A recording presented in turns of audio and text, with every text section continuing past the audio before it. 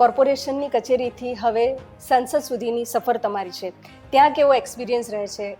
ત્યાં રજૂઆત કરવાની કેટલી મજા આવતી? ઓલ ઓવર ઇન્ડિયાના સાંસદની પ્રેઝન્સ 89% છે, મારી પ્રેઝન્ટ 99% છે.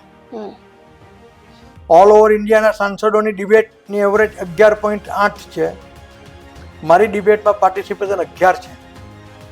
તે પણ તમે સમજી લો કે ડિબેટમાં ભાગ લેવાની તક મળે ને તે જ બહુ મોટી વાત છે.